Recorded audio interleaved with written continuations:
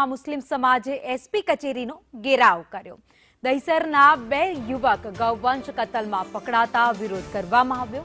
ગૌવંશ કતલના કેસમાં ગંભીર આક્ષેપ પણ કરવામાં આવ્યા છે। આ સાથે ગંભીર આક્ષેપ સાથે ફસાવ્યાનો પણ આરોપ લગાવાયો। ચુસ્ત પોલીસ બંદોબસ્ત ગોઠવી દેવામાં આવ્યો હતો।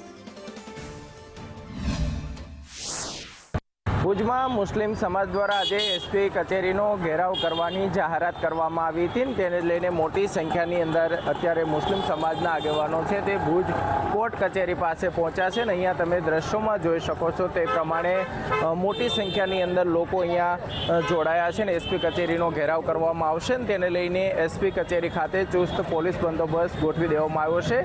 દહીસરા ગામના 2 યુવકો સામે ગૌ હત્યાના કતલમાં તેમના સામે જે ફરિયાદ કરવામાં આવી છે, આ ફરિયાદ ખોટી હોવાનો તેમજ પાયા વિહોણી હોવાનો મુસ્લિમ સમાજ દ્વારા આરોપ કરવામાં આવ્યો છે। આ બંને યુવક નિર્દોષ છે ને તેને ખોટી રીતે ફસાવવામાં આવ્યા હોવાનો મુસ્લિમ સમાજનો આરોપ છે ને તેને લઈને મોટી સંખ્યાની અંદર અત્યારે સમાજના આગેવાનો છે તે આજે એસપી કચેરીનો ઘેરાવ કરીને આ મામલે યોગ્ય તપાસ કરવામાં આવશે તેવી રજૂઆત કરશે।